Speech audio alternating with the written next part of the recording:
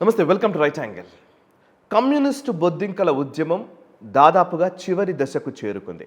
సుమారు నెలన్నరగా జరుగుతున్నటువంటి ఈ ప్రహసనానికి ఇక తెర పడనుంది. మొదట ఈ ఉద్యమం స్టార్ట్ అయిన మొదట్లో ప్రభుత్వం అణిచివేత ధోరణులకు ప్రయత్నం చేస్తుంది. ఈ బొద్దింకల ఉద్యమాన్ని పూర్తిగా తుదముట్టించడానికి అనేక కుట్రలు కుతంత్రాలు పన్నుతుంది అని ఓ భారీ ఎత్తున ఒక ప్రచారం అయితే జరిగింది. కానీ ఇప్పుడు చూస్తే ప్రభుత్వం కనీసం పట్టించుకోవట్లేదు అనే అభ్యర్థన వరకు ఈ ఉద్యమం పరిమితమైపోయింది. గతంలో దేశం మొత్తం ఏకమై ఈ బొద్దింకలు ఒక రకంగా చెప్పాలంటే పెద్ద సంచలనం సృష్టించబోతున్నారు అనే ఒక ప్రచారం దగ్గర నుంచి ఇవాళ ఎంపీలు, రాజకీయ పార్టీల నాయకులు ప్లీజ్ వచ్చి నన్ను పరామర్శించండి, నాకు మద్దతు పలకండి అని ఇప్పుడు సీజేపీ ఉద్యమకారులు చెప్పే స్థాయికి చేరుకుంది. ఇదంతా కూడా నిజానికి ప్రభుత్వ అణచివేత ధోరణుల వల్లనో, ప్రభుత్వ నిరంకుశ విధానాల వల్లనో, ప్రభుత్వం చేసినటువంటి చర్యల వల్లనో కాదు. ఇది స్వయంకృతాపరాధాల వల్ల ఈ ఉద్యమం పూర్తిగా అడుగంటిపోయింది. ఒక రకంగా చెప్పాలంటే క్షీణిస్తోంది. ఎందుకు వాళ్ళు చేసుకున్నటువంటి ఈ పని అని ఎందుకు అంటున్నాను అని అంటే కనుక, నిజానికి ఏ ఉద్యమమైనా సరే, ఏ రాజకీయ పార్టీ అయినా సరే ఎదగాలంటే వాళ్ళ ప్రస్థానంలో ఒక 4 కీలకమైన అంశాలు ఉంటాయి అని రాజకీయ నిపుణులు, ప్రపంచవ్యాప్తంగా పేరెన్నికగన్నటువంటి పొలిటికల్ సైంటిస్టులు ఎప్పుడూ చెబుతూ ఉంటారు. అఫ్కోర్స్ మన దేశంలోని ఈ పొలిటికల్ స్ట్రాటజిస్ట్గా చెప్పబడేటువంటి ప్రశాంత్ కిషోర్ పదే చెబుతూ ఉంటారు ఈ 4 అంశాల గురించి. 4 M's. ఒకటి messenger, message, mechanics and missionaries. ఈ 4 అంశాలు ఇవేంటి అని అంటే కనుక, మెసెంజర్ ఎవరైతే ఈ ఉద్యమాన్ని నడుపుతున్నాడో ఆ మెసెంజర్ చాలా కీలకం, ఆ వ్యక్తి చాలా కీలకం. ఆ వ్యక్తిని బట్టి ఉద్యమాన్ని నిర్మించడమో, రాజకీయ పార్టీ ఎదగడమో జరుగుతుంది. సో ఇప్పుడు ప్రస్తుతం జరుగుతున్నటువంటి ఈ కమ్యూనిస్టు బొద్దింకల ఉద్యమాన్ని నడుపుతున్న విధానానికి ఒక 15 ఏళ్ల క్రితానికి వెళదాం మనం. 2011లో అప్పుడు అన్నా హజారే మూమెంట్ జరిగింది, అవినీతి వ్యతిరేక ఉద్యమం జరిగింది. ఆ సమయంతో పోల్చి చూస్తే అప్పుడు ప్రభుత్వం షేక్ అయిపోయింది. దేశ జనాభా మొత్తం, నిజంగా చెప్పాలంటే దేశంలో ఉన్నటువంటి ప్రతి ఒక్కళ్ళు కూడా ఈ అవినీతి వ్యతిరేక ఉద్యమానికి మద్దతు పలికారు. అప్పుడు ఒక సంచలనాన్ని క్రియేట్ చేసింది, ఒక చరిత్రాత్మకమైనటువంటి ఉద్యమంగా దాన్ని పేర్కొనాలి.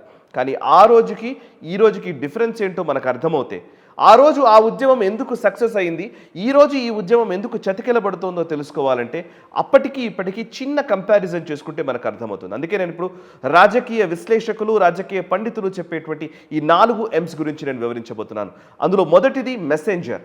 అప్పుడు అన్నా హజారే గారు ఉద్యమం మొదలుపెట్టిన రోజు, జంతర్ మంతర్, ఇదే జంతర్ మంతర్ వేదికగా ఆయన ఉద్యమం చేసిన రోజు, ఆయన ఒక స్వాతంత్ర సమరయోధుడిగా మాత్రమే తెలుసు. ఒక సామాన్యుడిగా ఆయన తనను తాను పరిచయం చేసుకున్న విధానం కావచ్చు, ఆయన ఒక జాతీయ జెండాను చేతబూని జంతర్ మంతర్ దగ్గర కూర్చున్న విధానం కావచ్చు, ఒక సామాన్యుడి అసామాన్యమైనటువంటి సంకల్పానికి నిదర్శనంగా కనిపించింది. అండ్ అది నిజంగా ప్రజలందరినీ కదిలించింది. ఇవాళ మెసెంజర్ ఎవరు ఈ బొద్దింకల ఉద్యమానికి అని అంటే, ఇందాక నేను అన్నాను కమ్యూనిస్టు బొద్దింకలు అని. ఎస్, ఖచ్చితంగా కమ్యూనిస్టు బొద్దింకలే. ఇది నిజంగా మామూలు స్టూడెంట్స్గా కూడా మనం పరిగణించడానికి లేదు. ఇందులో పాల్గొన్న వాళ్ళు ఎవరు అని అంటే కనుక, సిజేపీ స్థాపించినటువంటి అభిజిత్ దిప్కే గతంలో అరవింద్ కేజ్రీవాల్తో ఆయన పనిచేసినటువంటి వ్యక్తి, సోషల్ మీడియా మేనేజర్గా పనిచేశాడు. ఇంకోవైపు ఇందులో పాల్గొంటున్నటువంటి స్టూడెంట్స్ యూనియన్స్ ఎవరెవరైతే ఉన్నారో అందులో చూస్తే AISA, all India students association, ఫక్తు ఒక రాడికల్ స్టూడెంట్స్ మూవ్మెంట్ ఆఫ్ సిపిఐఎంఎల్గా దీన్ని మనం అభివర్ణించవచ్చు అండ్ వాళ్ళే చెప్పుకుంటారు. అండ్ అంతేకాదు సిపిఐఎంఎల్కి సంబంధించినటువంటి సంస్థగా ఏఐఎస్ఏ ఉంది. ఇంకోవైపు AISF, all India students federation, CPI అనుబంధ విద్యార్థి విభాగము, ఎస్ఎఫ్ఐ సిపిఎం అనుబంధ విద్యార్థి విభాగము, ఈ 3 ఇందులో పాల్గొంటున్నాయి. ఎట్ ద సేమ్ టైం వీళ్ళతో పాటు ఉన్నటువంటి వ్యక్తి, అభిజిత్ దిప్కేతో పాటు ఉన్నటువంటి ఇంకొక వ్యక్తి సోనం వాంగ్చుక్. మొదట మెసెంజర్ అని ఎందుకన్నానంటే, అన్నా హజారే మొదట కూర్చున్నారు. అన్నా హజారేకు అనుబంధంగా చాలామంది శక్తులు అందులో ఇన్వాల్వ్ అయిన వాళ్ళు ఉన్నారు. ఆ రోజు ఉన్నటువంటి వాళ్ళలో ఒకవైపు యోగా గురు రామ్దేవ్ బాబా ఉంటే, మరొక వైపు పూర్తి లెఫ్ట్ భావజాలం కలిగినటువంటి ప్రశాంత్ భూషణ్ లాంటి వ్యక్తి ఉన్నాడు. ఓవైపు అరవింద్ కేజ్రీవాల్ ఉంటే, ఇంకోవైపు కిరణ్ బేడీ కూడా ఉన్నారు. సో ఆ రోజు నిజంగా చెప్పాలంటే ఐడియాలజీకి అతీతంగా, భావజాలాలకు అతీతంగా ఆ రోజు ఆ ఉద్యమంలో భాగస్వాములుగా ఉన్నటువంటి వాళ్ళు ఆ రోజు కనిపించారు. అఫ్కోర్స్ అరవింద్ కేజ్రీవాల్ తర్వాత ఏమయ్యాడో మనకు తెలుసు, అది వేరే విషయం.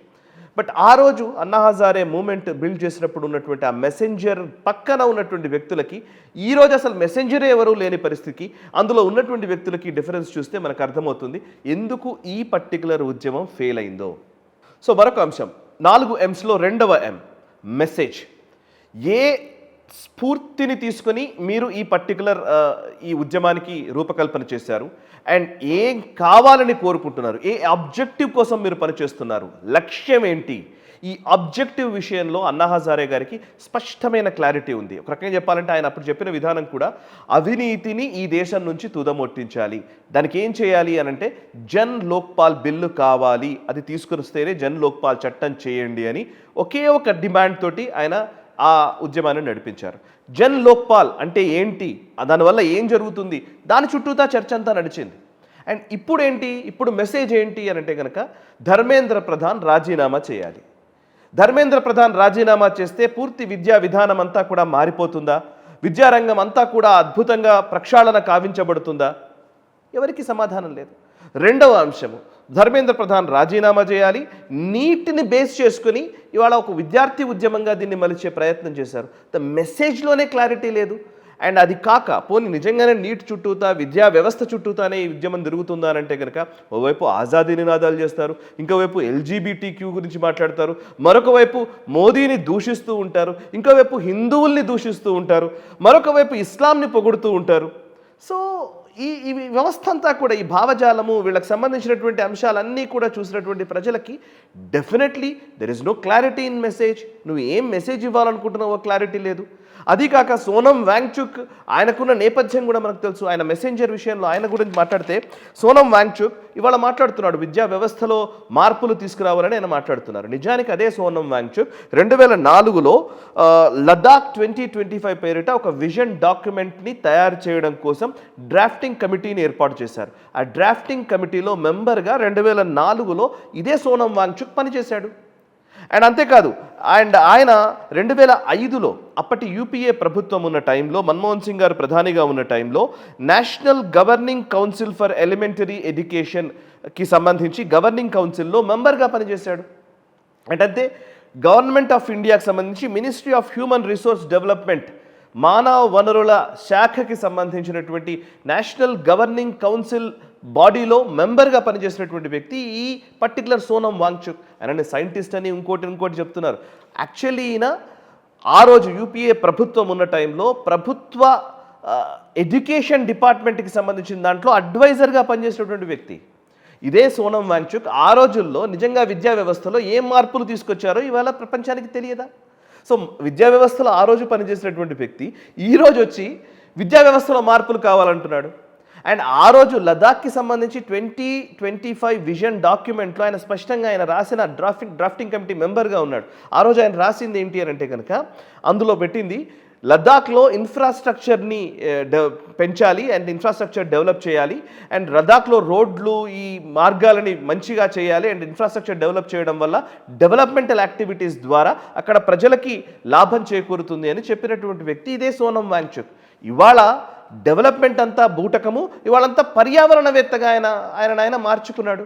ఆ రోజు డెవలప్మెంట్ అన్నవాడు ఈరోజు పర్యావరణం పేరిట డెవలప్మెంట్ని అడ్డుకుంటున్నాడు. సో అంటే ఏ అంశం గురించి కొట్లాడుతున్నారు, ఆ అంశంలో నిజంగా నిజాయితీ ఉందా, ఆ పర్టికులర్ వ్యక్తికి సంబంధించినటువంటి వ్యక్తిగత నిష్ఠ ఇందులో ఉందా అనే విషయంలో ఖచ్చితంగా తేలిపోతుంది. అందుకే ఈ ఉద్యమం ఫెయిల్ అవుతుంది. ఇక మూడవ అంశం, ఇందాక నేను చెప్పినటువంటి 4M'లో మూడవ అంశం మెకానిక్స్. ఆ రోజుల్లో నిజానికి సోషల్ మీడియా లేదు, కానీ ఆ రోజు వార్తాపత్రికలు ఉన్నాయి, ప్రసార మాధ్యమాలు ఉన్నాయి. ఈరోజు వీళ్ళు ఏదైతే మాట్లాడుతున్నారో గోధి మీడియా ఇంకోటి అంటున్నారు. ఆ రోజు యూపీఏ ప్రభుత్వం టైంలో ఆ రోజు అప్పుడున్నటువంటి రాజ్దీప్ సర్దేశాయ్ కావచ్చు, లేకపోతే బర్ఖాదత్ కావచ్చు, ఇంకా చెప్పాలంటే చాలామంది శేఖర్ గుప్తా, కరణ్ థాపర్, ఈవెన్ సాగరికా ఘోష్ వీళ్ళందరూ కూడా జాతీయ ఛానళ్లలో కీలక పాత్ర వహిస్తున్నటువంటి వాళ్ళే. రవీష్ కుమార్ దగ్గర నుంచి ఈవెన్ అర్నబ్ గోస్వామి ఎప్పుడు టైమ్స్ నౌ ఛానల్లో ప్రైమ్ టైం డిబేట్స్ చేసేవాడు. అయినప్పటికీ ఆ రోజు ఉన్నటువంటి మీడియా చాలా గట్టిగా అన్నా హజారే మూమెంట్ని నిలదీసిన సందర్భాలు అనేకం కనబడతాయి. అండ్ అన్నా హజారే మూమెంట్ని విపరీతంగా విమర్శించిన సందర్భాలు కూడా ఆ రోజు కనబడతాయి. అండ్ ఆ రోజు ఎలక్ట్రానిక్ మీడియా, ప్రింట్ మీడియా వీళ్ళందరూ కూడా ఈ జన్ లోక్పాల్ వల్ల మొత్తం ప్రపంచం మారిపోతుందా, దేశం మొత్తం బాగుపడుతుందా అని విమర్శించిన సందర్భాలు కూడా అనేకం. అయినప్పటికీ ఆ ఉద్యమం ఆ రోజు నిలబడింది. అఫ్కోర్స్ అరవింద్ కేజ్రీవాల్ ఇట్లాంటి వాళ్ళు వచ్చి మళ్ళీ దాన్ని వీగిపోయేలా చేశారు, అది వేరే విషయం. అండ్ ఆ రోజు అన్నా హజారే గారు చాలా క్లియర్గా ఒక మెసేజ్ కూడా ఇచ్చారు. ఈ ఉద్యమంలో పాల్గొన్నటువంటి వాళ్ళు ఎవరైనా సరే పొలిటికల్గా రాజకీయపరమైనటువంటి పార్టీలతో అనుబంధంగా రాబోయే రోజుల్లో పనిచేయరని ఆయన ప్రకటన చేశారు. అండ్ అన్నా హజారే తాను రాజకీయ పార్టీలో ఏ పార్టీలో చేరలేదు, ఏ పార్టీకి మద్దతు ప్రకటించలేదు. ఆ ఉద్యమం తర్వాత కామ్గా వెళ్ళిపోయి ఆయన ఊర్లో ఆయన ఉన్నాడు. సో ఆ నిష్ఠ, వ్యక్తిగత నిష్ఠ అనేది ఎంత కీలకమో ఇప్పుడు అర్థమవుతోంది. ఇక మెకానిక్స్, ఆ రోజు ఉన్నటువంటి సోషల్ మీడియా ఏమీ లేని రోజుల్లో కూడా ఉద్యమాన్ని తీసుకెళ్ళగలిగారు. అండ్ మిషనరీస్ అంటే నిజంగా క్రైస్తవ మిషనరీలకే దీన్ని ఆపాదించాల్సిన అవసరం లేదు. అఫ్కోర్స్ మిషనరీ కాన్సెప్ట్ కూడా అదే. అంటే ఏంటంటే ఒక విషయం, ఒక ఉద్యమం కానీ, ఒక రాజకీయ పార్టీ కానీ, లేదా ఒక ఆలోచన కానీ ఏదైనా ఉందంటే ఆ ఆలోచనని ఎక్కువ మందికి రీచ్ చేసే ఒక ప్రయత్నాన్ని మిషనరీస్ అంటారు. సో అంటే ఎక్కువ మందికి తీసుకెళ్ళడం, దాన్ని స్ప్రెడ్ చేయడం. ఆ స్ప్రెడ్ చేసే క్రమంలో ఆ రోజున్న పరిస్థితుల్లో ఆ రోజు చాలా నిజంగా చెప్పాలి అని అంటే మౌత్ టు మౌత్ పబ్లిసిటీయే జరిగింది. మౌత్ పబ్లిసిటీ ద్వారానే ఈ ప్రచారం జరిగింది. ఆ రోజు ప్రతి ఒక్కళ్ళు ఆ ఒక ఉద్యమంలో భాగస్వాములు అవ్వడానికి ఉవ్విళ్ళూరారు. అండ్ ఆ రోజు భాగస్వాములు అయ్యారు కూడా. ఈ రోజున్న పరిస్థితి ఏంటంటే ఒక వ్యక్తి ఇంకో వ్యక్తికి చెప్పేటప్పుడే సమస్యగా కనబడుతుంది. అంటే ఈ పర్టికులర్ విషయమే, అంటే అబ్జెక్టివే సరిగ్గా లేనప్పుడు బొద్దింకల ఉద్యమం ఎందుకు చేస్తున్నారయ్యా అని అంటే ధర్మేంద్ర ప్రధాన్ రాజీనామా చేయడానికి లేదా ఇంకోటి అని చెబుతున్నప్పుడు, ఆజాదీ నినాదాలు వస్తున్నప్పుడు దీని స్ప్రెడ్ అవ్వడానికి ఆస్కారం ఉండదు.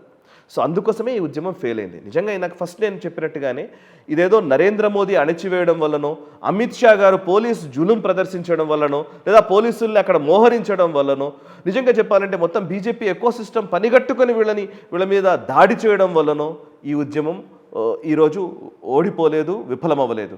ఈ ఉద్యమం విఫలం అవ్వడానికి అసలు కారణం వ్యక్తిగత నిష్ఠ లేని వ్యక్తులు ఈ ఉద్యమాన్ని నిర్వర్తించడము, అండ్ వ్యక్తిత్వమే లేని వ్యక్తులు అందులో ఇన్వాల్వ్ అవ్వడము, అండ్ ఒక భావజాలాన్ని వ్యాప్తి చేయడం కోసం హిందూ భావజాలాన్ని లేదా జాతీయవాద భావనల్ని వ్యతిరేకిస్తూ వచ్చినటువంటి వ్యక్తులు ఆ ఉద్యమంలో పాల్గొనడం.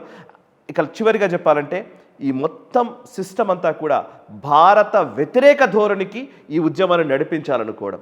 ఇందుకు ఈ పర్టికులర్ ఉద్యమం ఫెయిల్ అయింది. సో కమ్యూనిస్టు బొద్దింకలు ఇంకొక నెక్స్ట్ ఆపర్చునిటీ కోసం ఎదురు చూడాలేమో. All the best to them. ఈ వీడియో నచ్చితే లైక్ చేయండి, 10 మందికి షేర్ చేయండి, కమెంట్స్ ద్వారా మీ అభిప్రాయాలు మాతో పంచుకోండి.